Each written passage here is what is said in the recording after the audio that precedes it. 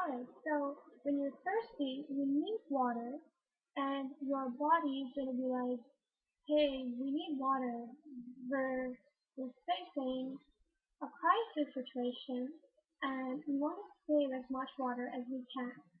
In that case, less will be urinated, and less water will be urinated, right? Because you want to save as much water as you can because you need it for different things. So if there's less water being urinated, that means it will be concentrated. It will be concentrated. Concentrated means it has more solute and less water. Because this water is what we're trying to save, right? So ADH is a hormone that is signaling your renal system and letting them know that, hey, don't let a lot of water go out because we're running short. We need to save water. So that results in the excretion of a concentrated urine. However, if you're not thirsty, that means you would not have any ADH or AVP.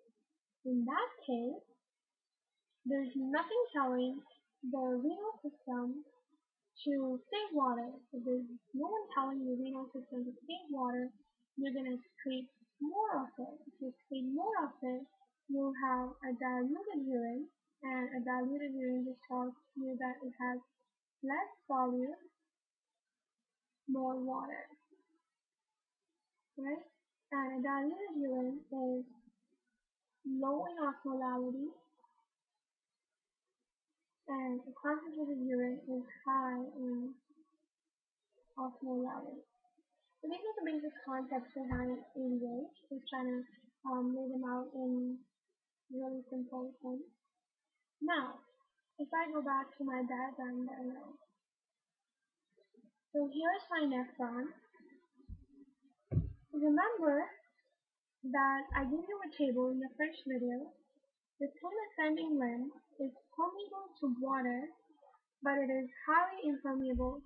Well, not highly, but it is less permeable to sodium chloride and urea.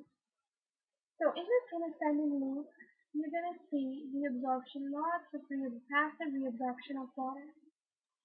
Now you're going to have to think of it, you're going to have to think of it from bottom up, sort of.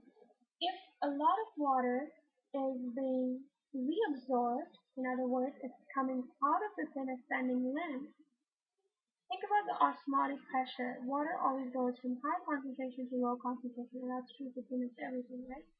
So for something, unless it is actively supported. So if something is going from high concentration to low concentration, that means the solute concentration in the thin ascending limb has to be lower, right? That's why the concentration of water is higher. Let me just draw an enlarged image here. This is my thin ascending limb. I know water is high here. The solute or NaCl or whatever, it has to be low. That means water is low here because only then it can go out like this, and solutes are high here. So that's the reason why water gets reabsorbed, because of the osmotic gradient.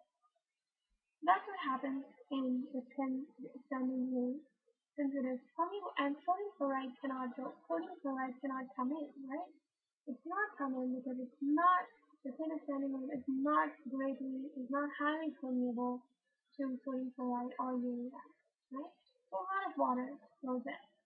Oh, by the way, when the fluid is coming in from proximal tubule, it is just isoosmotic with respect to plasma.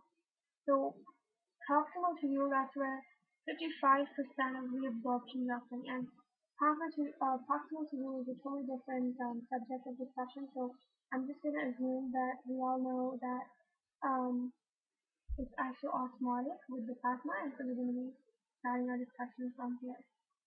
Alright, so in the thin ascending limb, water gets reabsorbed. Sodium chloride cannot come in as much, but obviously because it is not as permeable to sodium chloride or urea.